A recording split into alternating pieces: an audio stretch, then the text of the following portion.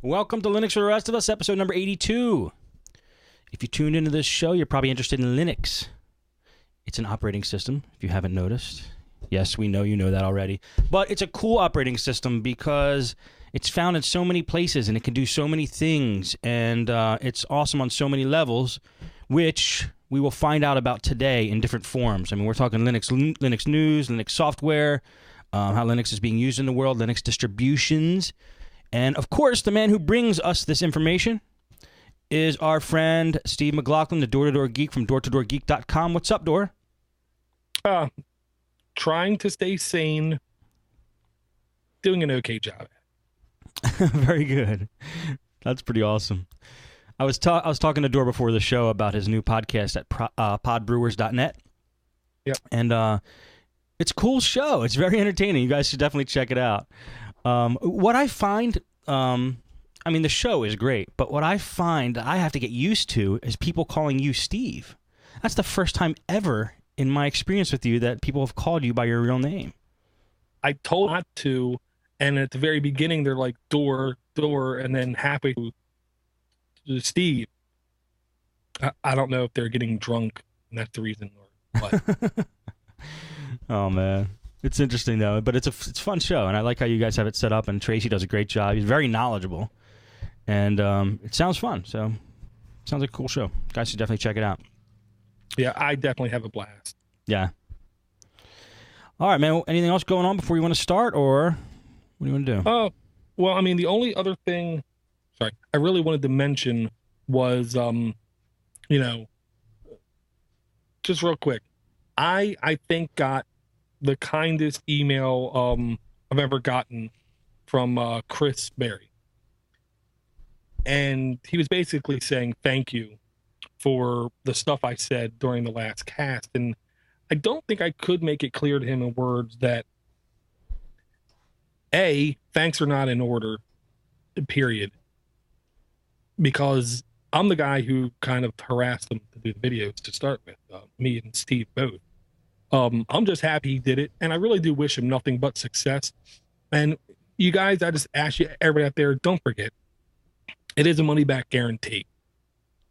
If you have any, hesitation, trust me, go do it. And if you don't like it, just get your money back and you'll be fine. But I guarantee you, if you watch even a third of it, you will learn a whole lot of stuff. Totally. Yeah. Well, that's pretty cool. Yeah, we're doing the product is doing well, and we're getting some great feedback from it. So, yeah, I think it's and I had to watch all the videos again to do some extra editing. I had to watch them all over. Torture for me. I'm just kidding. But every time I watched them, I go, damn, I gotta use that. Such great advice. Every time I'm doing over the editing of the videos, it's great every time I hear it. So I'm happy the way it turned out. Yeah, and yeah, because that's the thing. I mean, we all think we know stuff. Nobody knows everything, but I think Chris has done a good job of learning from other people. Totally. I'm just happy he is sharing it, because I'm the kind of guy, I literally have to watch it I can't watch it all in one sitting, so I got to watch like a half an hour of it. Like I'm going to do it like every 2 weeks just so I don't forget some of it. Yeah. And if anybody's wondering what we're talking about, it's wisetechnician.com. It's a new product that is out for mainly geared toward computer repair technicians, but anybody who wants to do better with their sales, it's for them too. Oh, by the way, I know I gave props to you and Tracy, but Buyer Brown and Spork Saber also do pod brewers on another day of the week, and they do a great job too. So all you guys are doing awesome. Yeah, I mean, people think it's weird that me and Tracy host a show, Pod Brewers, on Monday nights, and then on the same network, same channel, same website, Friday night, Spork and Buyer host Pod Brewers. And people will keep saying to me, that's weird. And I'm like, what are you talking about? Local news for decades has had a different staff on the weekend or a different staff in the morning, but it's still the news, isn't it? It's still the same kind of show. I mean, that's the way me and Tracy think of Pod Brewers. It's still the exact same thing. It's just now they're talking to you about this. And it's weird. It's weird. It's It's weird for a podcast. I mean, you can't compare it to the news. You don't even want to compare it to the news. I get what you're saying, but I thought it was weird too. So I admit, and it's in a cool way. I thought it was actually innovative. There's not too many podcasts like that, so that's a pretty damn good idea, I thought. Well, yeah, I don't have a bad wig, so we can't have it. It's news. Bad wig. Bad wig. And well, it honestly was because people started jumping up, screaming, saying they wanted to be on, they wanted to be on, they wanted to be on. And then we couldn't get the times to match. Well, he works here and he's off here, but he's working there and he's off there. It's like, fine, we'll just do 2 shows. Yeah, that works out. It works out. More content. Yeah, absolutely. All right, you want to talk about Linux stuff? Well, yeah, but I first want to just hammer home a quick basic. Mm-hmm. Freedom isn't always freedom. Nothing is always completely black and white kind of thing. And what I'm getting at this time is talk is cheap. A lot of people have no problem talking the talk about being free as in freedom, being open source, being a Linux advocate, being this, being that kind of thing. And I'm just going to say I am not calling anyone out by name because I have no idea what kind of trials and tribulations they had to go through. Okay. I will once again compare this, like I do a lot of stuff in my life. 1990s, I guess, mid-90s professional wrestling in America. You had WCW and you had WWF, 2 fighting wrestling organizations, one controlled by one man and then one controlled by a conglomerate and a staff and crap kind of thing. Okay, bunch of people. The guy who controlled the one was able to be more nimble, change things on a dime, be dynamic about his business. The other people had to wait for everybody to vote on stuff, and everybody had to agree kind of thing. So needless to say, the guy who was just the one guy destroyed him. Well, who was who? Vince McMahon was WWF. He was the Iron Fist, what I said goes. Okay. And over in WCW was Ted Turner, owned, ran by a couple guys, and then a couple other guys, and then a couple other guys, and then a couple other guys. And they always had to report to a board. I don't even remember WCW. I remember WWF. Well, that was when Hogan was bad. Oh. When he came out to Voodoo Child. Really? Oh, yeah. He was bad, and it was maybe the smartest wrestling move ever made. For him to turn good? For him to turn bad. Oh, he turned bad. Yeah, because he was good forever. From 1982 on or something. Not to go too far into this, but why is that the smartest wrestling decision ever made? Oh, because it just made publicity. Okay. It took something almost old, getting tired, crusty, and the thing that nobody thought would ever happen. Ever. Gotcha. Like Andre the Giant suddenly coming out and he's a midget. It was to that level to most wrestling fans, but I digress. Okay. You have the GNU Northeast Linux Fest. Essentially dreamed up, thought up, controlled, steered by one man. And he's in the Northeast also. Vince McMahon's up from that area. They have good water up there or something. Jonathan, they do. His fest was literally one day. It was just last Saturday, March the 18th, I believe, Steve, or 17th? I think you're the man to answer that. 17th. And here's the thing. Because it was just one guy, this is the 20th. Less than 24, 48, 96 hours later.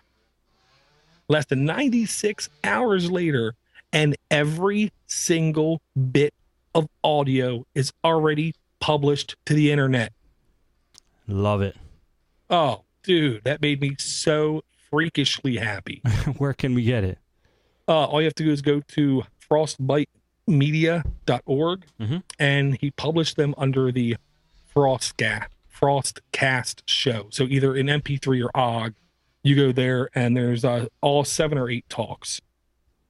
Very cool. That's amazing.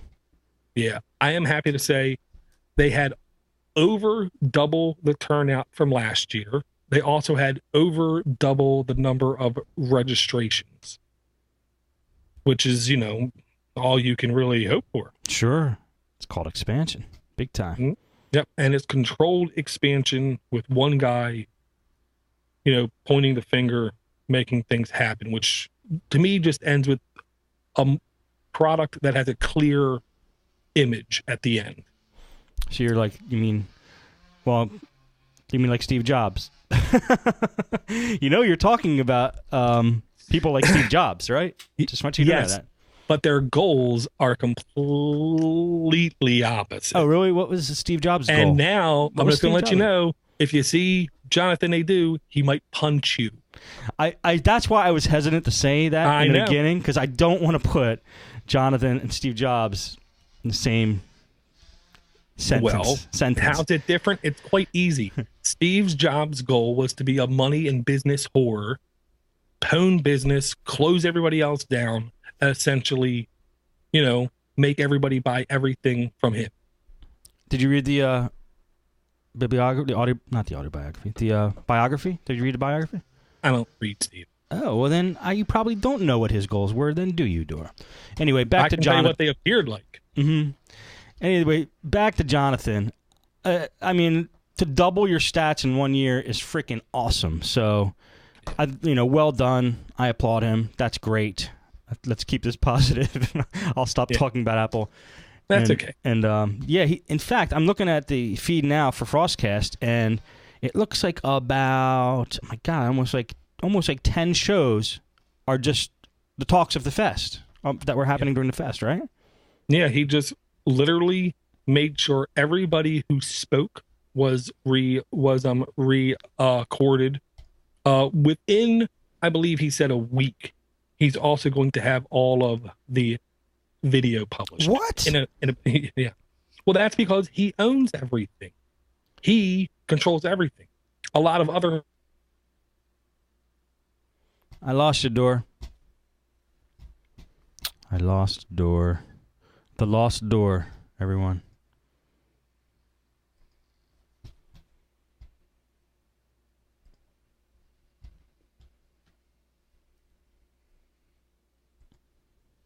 How's the feed for everyone out there? Is it okay? Let me know. This way I could blame this on Door.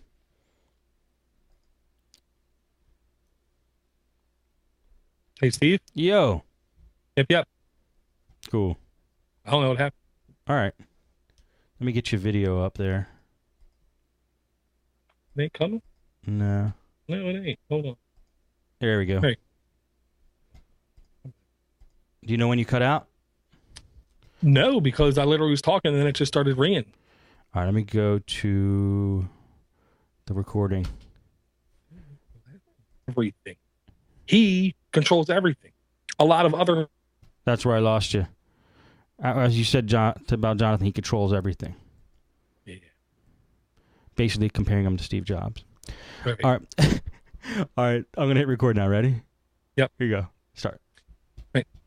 So other fest made a deal to say, we'll give you the equipment, but we have to have ads in your videos. And it took over 8 months for those people to give the proper footage for the ads. So they couldn't publish the videos. Jonathan is the only guy that has to say yes to stuff. And he just did what he had to do so he would own everything. Thusly, he can do what he wants, when he wants, how he wants. And he's going to publish everything he said in about a week. And I just think that's great. That is awesome. I love it, man. I really do. It's like, for whatever reason you missed the fest, you could just get it all right here. All of it, right? All of it? Except the experience of being there, of course, but still, all the content. Yeah, you're not going to get to hang out with Guru from Android Buffet. Was you're he not going to get to. Yep. Huh. There was more than a couple guys there that at least are podcasters and are around. Dan Fry from Tilts and Mythcast was also there. He's another guy I would have liked to shake his hand. Cool. But